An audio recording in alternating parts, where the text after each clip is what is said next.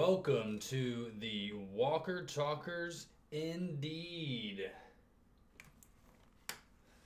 Aaron here. And, Walker Pete until I transform. And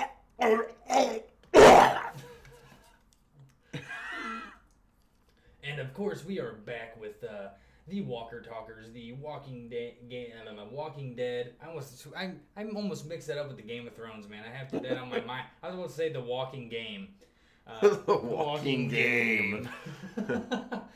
It's about hookers. The Walking Game. The Walking Game. So welcome back to the Walker Talkers, the Walking Dead review show. And we're here to review Season 9, Episode 12, Guardians. Well, I guess it's time to see if Henry finally gets a little mud for his turtle, and I'm not talking about looking for worms to eat. Right, so without further ado, let's go ahead and give you guys a little sample of what happened in tonight's episode. Or last week's episode, I apologize. Yes. With a pretty gruesome scene. So gruesome I had to actually fiddle around with what I could show. And, this is what we found. So here we go. Just imagine if your neck was made of string cheese. Okay, now enjoy. Oh, God. Totally is string cheese, man. What? We're not on there. Oh, whoa. my. Well, that's what you get for talking back. My God. No one F's with the alpha. Henry with front row seats for that. Yikes. Here you go. This guy gets a kind of just a nice little knife to the side of the gut where after he gets to hold like a football running back his wife's severed head. Right, dude. That was a clean cut, man. Resurrection. So yeah, it was a clean cut. I didn't want to show the clean cut though because it was pretty gruesome. I ended up watching it like 10 times in a row, and I was like, you even hear like the throat getting crushed. I'm like, oh gosh. I was like, yeah, I'm not gonna show that because I'm sure I'll get flagged for some extra violence. It had to have been like metal wire because like how do you cut through the spine it's like metal that? wire, yeah. Right. Found a a nice little and the in between link and got it right. Yeah, between the vertebra and the disc. Yeah. Ugh. Platinum says, "Oh, thanks for checking out the trailer. We're excited to present our official trailer. It's a mind blower. We're looking forward to it, man. Like I said, the teaser was great, and we're getting excited because you do great things, man. So again, we are here for the season 9, episode 12, Guardians of the Walking Dead, and of course, with every show, we'd like to start off with a little synopsis." All right, let's do that. Season 9, Episode 12, Guardians. Alpha and a select group of Whisperers escort Lydia away, and Alpha grills Lydia for intel. She wants to know, what do you know? What did you tell them? Lydia gives up everything except any signs of trade. Now, that way, she protected Henry's old community because that was the big thing that she found out, but she held that from her mom. So that was a sign of, okay, maybe she might be good or turn out to be good. A heated council meeting between Michonne and Aaron versus Gabriel and Sadiq hits its limit about the kingdom's fair and trading with the kingdom. And, it's happening in less than 2 days. So it's kind of crunch time, and Michonne's kind of vetoing it all. Rosita, though, now preggers, gives a kind of a kind ultimatum to Gabriel about his role. And he's kind of on the fence. Which I'm going to have to say... It's not his baby, I know, but... Well, yeah, but I'm saying, okay, look, I knew we had the whole scene where, like, we found out as fans that, Sadiq is actually Sadiq's baby on the last episode, right? Before episode 11. But then where, at some point, I guess they just off-screen, like, made a mutual agreement, like Gabriel found out and was okay with it at some point. Because that's where it's assumed. I didn't really like that, but we'll talk about that later, I guess. Think about everything they've been through and the lovers those two have had. I mean, Gabriel's been with Jadis. And then before that, he was up and down as a person. Yeah. And then apparently he was hooking up with his organ player lady. Oh, yeah, back in the day. But Rosita, she's just well, she's been around. Yeah, Big Red, the one Alexandria lady's son. Almost Spencer. Maybe Spencer in the comic, I'm not sure. But yeah, so anyway, what else can we talk about synopsis-wise? Beta reveals that Alpha, to Alpha and Lydia that the herd was being tracked by Henry and only Henry, and they've got him now. Right, but they've been tracking him as well. Right, but then with I forgot almost Rosita though. Eugene has charts for projected growth patterns of Rosita's love life. Oh, do you remember that? Yes, actually, I got a picture of it. He was like chart number 2, and Gabriel's he rolled out like a big treasure map, and even had to weigh down the corners. It was. Like he's like numbered it all. He's got a numeral like number system on like how she feels about different situations and how she reacted to them all. But he also supplies a sack of pants for Rosita's ever expanded bread basket. Yep. And I guess that was the Eugenism of the day. But yeah. A little bit of Negan and Michonne talk about decision making post Rick, and that's where Michonne kind of finds out that for the first time after all these years, Little Miss Judith Grimes has been talking to Negan. Totally befriended him like nobody else. Connie and Daryl and Dog track Henry down to the spot he was caught. And then Dog is shown retrieving Walker kill arrows. How excellent is that? Right. But he kind of broke it in half. He's like, dumb dog. Yeah, right. Another great line in the show. Henry gets to see how the Walker masks are made. That's another front row thing he had besides the head getting severed. Yeah. She's like, take him to where you're making the suits or whatever. And I got a picture of that too. It's pretty gross. Like he's like right under the lip and nose. It's like the knife going. When he pulls it all the way off, it slips off the head, and all that meat just goes. Yeah, it's pretty gross. It's pretty, and that's why we like the show, though. That's part of it. We like the practical effects. Yeah, I do appreciate those. It's pretty badass. Alpha shows a couple of disgruntled whisperers, as you saw, who's boss, and she 86 is the couple. String decapitation, a little stabbing. Henry has front row seats. The Whisperer group, or I should say pack now, because I've heard them call themselves a pack. Okay. Seems to be on the move every time they have a little settlement. It's only for a short while. Henry sees how the whole lifestyle, and Henry sees Lydia flash her little Hilltop Bitcoin gift that she made out of a necklace via that yo-yo string. Right. I was kind of confused about the yo-yo string. Was that used for the decapitation? Well, it couldn't have been. No. But what I did notice, though, is Alpha with that metal string, she had a bracelet on each side that like helped, oh yeah. Little homemade action, right? Mm-hmm. There's some grip. Daryl and Connie are shown catching up right behind the pack, whom now sicked walkers on the corpses of those dead Whisperers, right? And Michonne visits Aaron at his house because he's the only one that's kind of on her side at this point about not going to the fair and avoiding people wearing meat masks. Yeah, because they're the ones who've had the most, up close and personal with them so far. Right. Yeah. And so for, what else here? Michonne visits Aaron. The 8-year-old Gracie is there, and she says, we can reopen the boat, and it's probably a bad idea. They both say it's a bad idea, but as soon as they reopen it, they're all going to want to go because it's within like a half a day. Mm-hmm. So Alpha tries to command Lydia to kill Henry, and that's where it gets really intense at the end of the show. It finally gets intense there. It really wasn't that intense until that moment. No, right? It was that moment. It was when you're like, wait, I thought these guys were supposed to be in control of the walkers. Why are the walkers suddenly flooding into their camp? Right, and something must be causing it. That's because the cleverness of Daryl and Connie and Dog. They rerouted those walkers into the exposed Whisperers, little camp out area when they were like totally had their pants down. Yeah, the best tracker, Daryl. So it was a successful rescue mission to the point where so successful they got Henry out of there and Lydia. Lydia more so wanting to go. I think so, right? And that's pretty much the synopsis from top to bottom. And the outcome really only being that what we just said. Yeah, what we just said. They got Lydia and Henry out of there. That's the only outcome. In and out. And as far as that goes, we can kind of carry over to talking about some characters now in the episode. Because it did have a good progression, I would say that. It progressed a little quicker than the last few episodes, though, again, it didn't get totally super exciting until the very end. It was progressing in terms of like, okay, now Henry's at the camp already. This is what we're doing at the camp. Now, Lydia, you must kill Henry and show us that you're working with us, blah, blah, blah.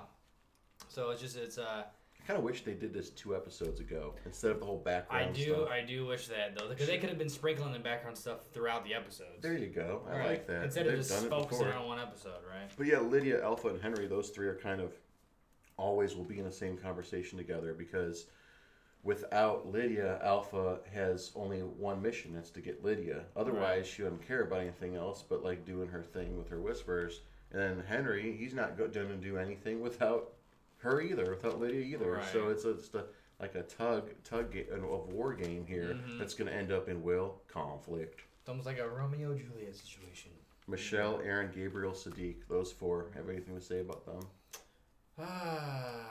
They were the ones that really kind of had to face off about the whole fair and all that. Like, do you look at Sadiq now as the moral compass? I feel like kind of seems to be doing that. I feel like they're trying to give him a bigger role now in the show, and he doesn't stand ground to me because I haven't made that connection with him as a character yet.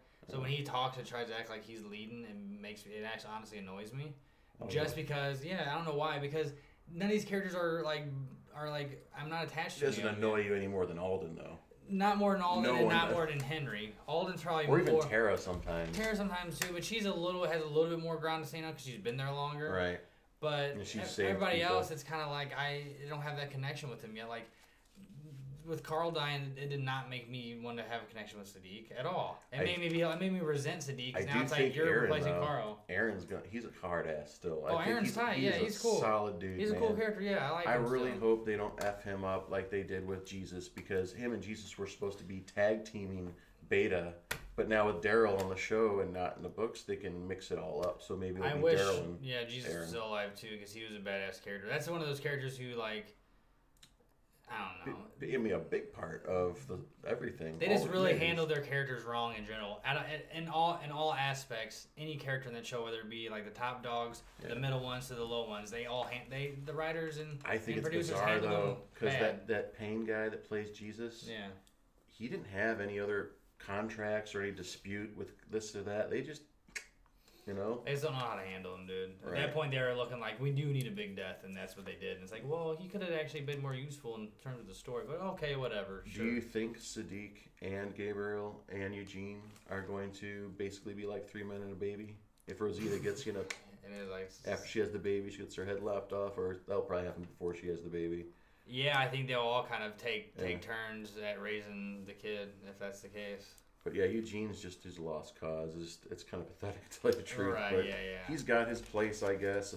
Negan and Judith, I just see her being the key to Negan getting to what he wants.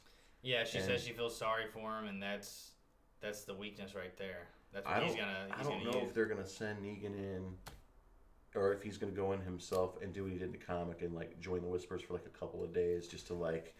I think they should because they need to do something with it. If they're going to keep the actor and the character in the show, then they need to make him do shit like that. I'm tired of seeing him sitting in jail at this point. Yeah, as Lydia is with our group, he should go to the other group just for something different. Yeah, I want to see some more development with him. He needs to get out of the jail. There are really no other characters besides Daryl, Dog, and Connie. Yeah, and they just were on a mission, and it was pretty straightforward. They had some bonding / I guess you could call it flirtatious moments. She can track as good as him, it seems almost. Yeah, her senses are probably heightened otherwise, so it's like, a pretty good team, and they did what they needed to do. So, all right. And it's all based around getting Henry back while the others decide what the hell is going to go on with the fair.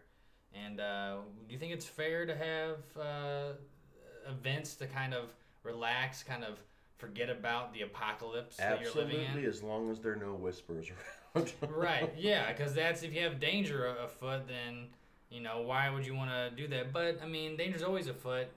Those are just a little bit more dangerous. You need to be aware of what's going on. That brings us to our fan's choice of the night, which, of course, is...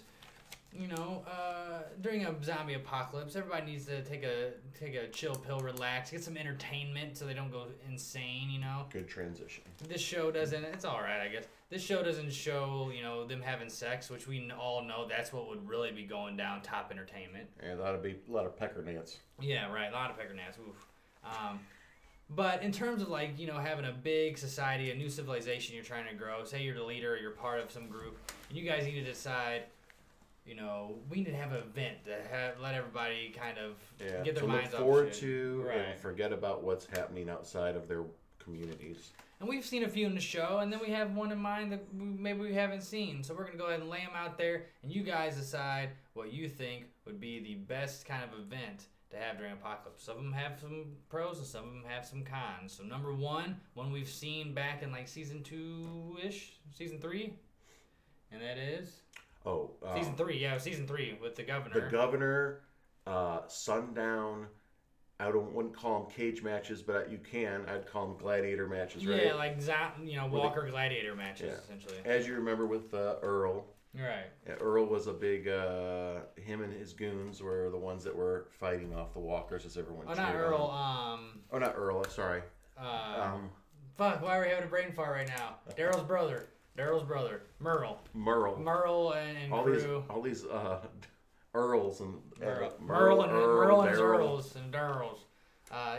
It was a way to blow off some steam, but also the crowd loved it. They loved seeing the violence. They loved seeing these guys as almost like heroes because they work up the crowd and get them all going. So that's the first one. But what sucks about the first one is it's a little dangerous. Not only for the real people out there doing it, but then you're real loud. People are cheering. Yeah. You already got walkers out there. More walkers could come around the corner. Absolutely, yeah. And they have fire all around, too. I remember that from that season. Yeah, so a lot of light. A lot of aggression. That could really bring some more danger to the thing. But number 2, what do we got? Number 2, well, kind of where we're at right now in The Walking Dead, and that is like having a fair that includes trading and games and, like carnival games and whatnot. A chance for everyone to catch up, get together, trade goods, maybe even discuss the future as a whole. Celebrating life, not death. We're like the last one, you're celebrating like death and violence. This one, you're celebrating life. And you probably only have it every once in a while. It does make noise and smells and light and laughs. And so that's definitely a bad thing. You would have to have people on watch. But honestly, you would only have to have these fairs seldomly. Maybe, you could try them once a month, but maybe even spread them out further than that, and you could, eliminate some more chances of danger. But I think that'd be a good one. Number 2. And number 3 is one we kind of thought of that we haven't really seen in the show yet, but we're kind of wondering why haven't we seen it yet? Well, it's some form of like competitive sport. Yeah. You think with it, with that sort of thing, everyone's watching one event together. Right. So obviously crowds can get loud, but whether they control it like they do in baseball in Japan, where they have a loud section and a quiet section, or just because it's so planned ahead, they have like people that don't get to watch this year because they're on patrol, just in case like a giant herd comes, and then they have to kind of take an intermission. And we think that one could be really good, but honestly what it comes down to is having those real world, like I guess in that point old world sports. I think people would get so competitive they would start putting a lot of their time and energy into playing that sport, and maybe it would move past the point of fun and move past the point of that's what they want to do, and then survival becomes secondary. And in a world of the apocalypse, you can't really let that slip to the side. You got to have some entertainment, but you got to have some balance. So we asked you guys at home, what do you think? Out of those 3 choices, you're the leader of a big society. You need to keep these people entertained. What are you doing? Walker gladiator matches? You're having a good old fair of your community? Or are you going to hold some kind of competitive sportsman match? I can't choose, can you? I don't know. Maybe we should ask the itty bitties. What? Specifically, the Rick itty bitty. Oh my goodness. I guess he does. I'll let you do it this week, Aaron. Rick does seem to be the symbol of hope, right? Whether they know he's dead or not. Oh, right out of the back pocket. Yep.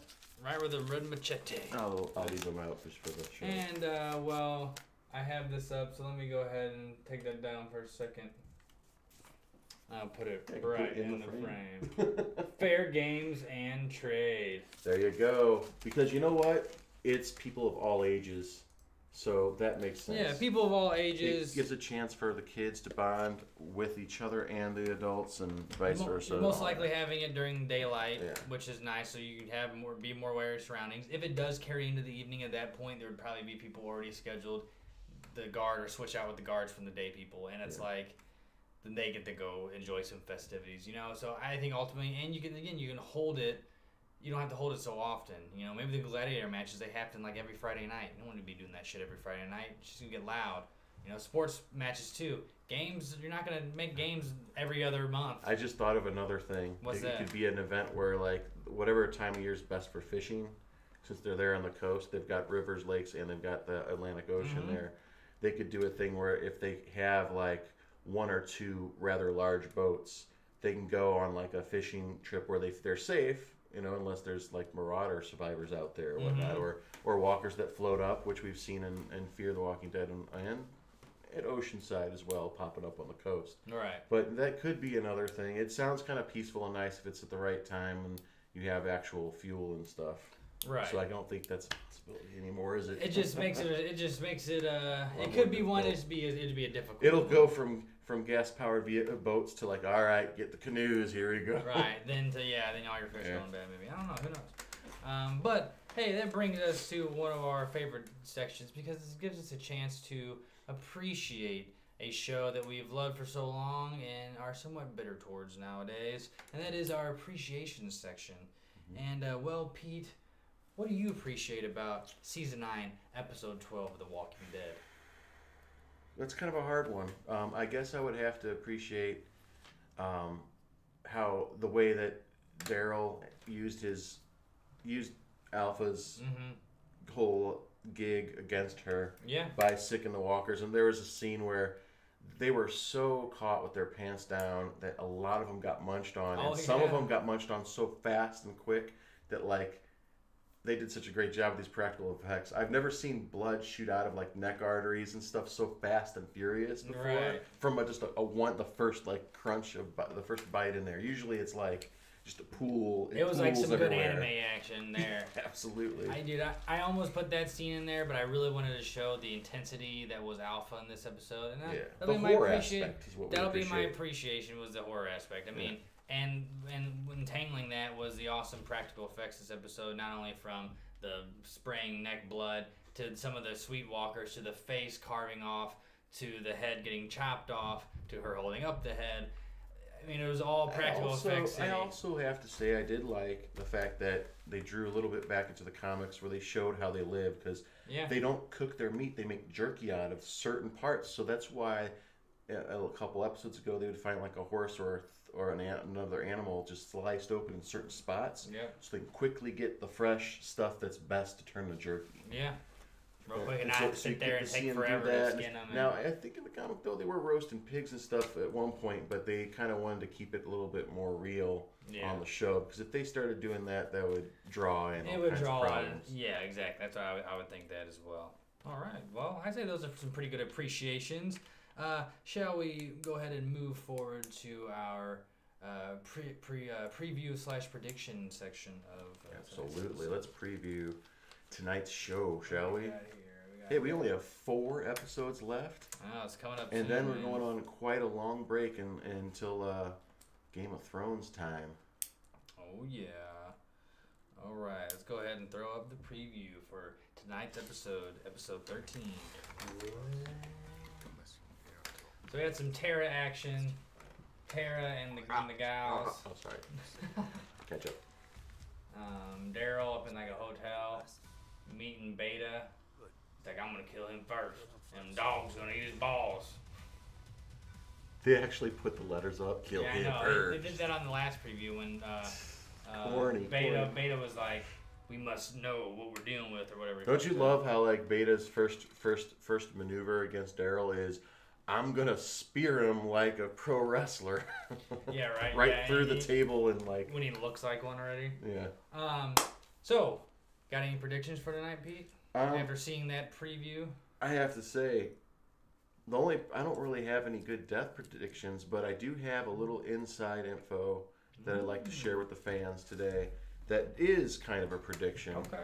And it's one that I kind of was really refreshed and glad to hear. But on The Talking Dead, Seth Gilliam, who plays Gabriel, he was asked after an action-packed season so far, which I don't really agree with that comment by Hardwick, but do you without giving anything away have anything to share that would amp up the rest of season 9 like even more? Okay. You know what he said? With calm, stern, like monotone voice. What? He simply says, yes, there are many shocking deaths to come. That's all I have to say. Okay. So you know what? Okay. Multiple Pike deaths, like in the comic, are gonna happen. The only thing is that these previews, ladies and gentlemen, are they showing previews of the next 4 episodes, like kind of intertwined? No. Or is it really gonna be tonight's episode? Where are we at? 13 at this point. So 13 is just gonna be Daryl fighting Beta episode. That's what tonight's gonna. That's my prediction. Alpha's gonna sick Beta on Daryl, and he's gonna take some of his Whispers and Walkers out to do it, and it's gonna be just that mission. That's gonna be the main part of this episode. So there might be a little more Negan, wiggling his way out. I can see something on that story progression for sure. Yeah. But I think now. Will Daryl die? No, because he's got a contract. Norman Reedus has a long contract with this show, so he's not dead. Yes, that's right. Is Beta dying? No, they just introduced the dude. Is one of them going to get hurt pretty bad? Okay, I'll say that. I say one of them's going to get hurt pretty bad. I just want to know, and we're going to find out tonight, is it going to be one death tonight, or is it going to be multiple deaths tonight, or we have to wait till like episode 15 and 16 for that? I don't think the deaths are coming until the finale. The finale, not even the right before. Yep. I agree. Alrighty, and with that, we give you guys our final blast of the night. Pete, what do you got to say to these lovely folks at home before they go and sit their fannies on the couch and watch them some Season 9, Episode 13? If Ezekiel dies in the next couple episodes, I won't be shocked, but I will be displeased. But I'll tell you what, unfortunately, one of our favorite characters, and that's Ezekiel, he's going down, with or without Jerry. And when season 10 starts, and Michonne's only got a couple episodes left, like I'm really interested to see who's left. Who's left? Because when she walks out the door, really, who is left? Daryl and Dog. Daryl and Dog, last man standing. Yeah, last man and dog on Earth. Here's my thing, guys. Just like what Pete was saying, there's going to be a lot of deaths coming up. You know what?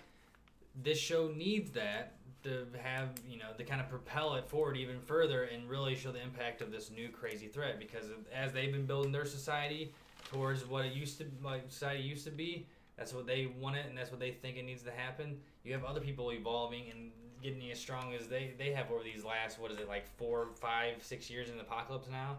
More than that now, probably. Oh, no, it's 6.5 after Rick died, so we're like well past a decade. Yeah, so we're like that far in. Oh, yeah. That group, the Whisperers, have been evolving their way that long, so that's a big entity and force and a big threat, and there's going to be death, and there needs to be to show the impact of this, but the impact is still not as heavy because Rick's not in it. That's true. And I'm sorry, but the thing is, they need to do it, because if they don't do they don't put the heads on the pikes, then this show is for sure going down. Right. Because at this there's point, no sense of urgency with a Daryl doing what Rick's supposed to be doing, right? There's no sense of urgency. There really isn't. No. It's more of a, okay, what's going to happen? Okay, he's going to be aggressive. Okay, same old, same old. Mm-hmm. But still love a few characters that are in there. Still have some hope for the last 4 episodes. But right now, I have a feeling that I'm not going to be satisfied until episode 16. Yeah, I think so as well, and that's just the nature of the show, unfortunately, right now. But I think we can say that we're ready for tonight's episode, ready to sit back, enjoy the enjoyment, and blast some Walking Dead. Are you guys? Be sure to catch us here next Sunday for the review of episode 13 of season 9 of The Walking Dead. I don't know the name of that. I forget the name of this one tonight. But hey, we'll be here to review it. And then only a couple more after that. And then just like Pete said earlier, we'll be coming back,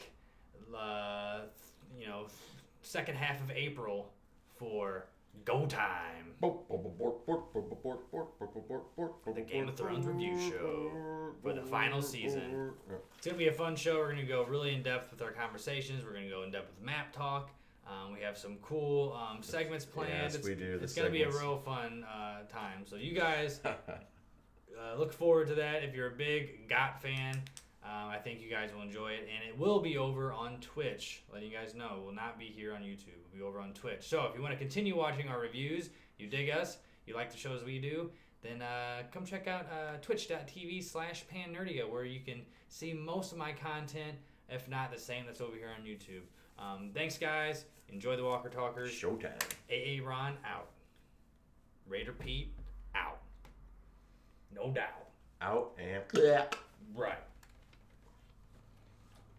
enjoy the enjoyment on a Sunday night.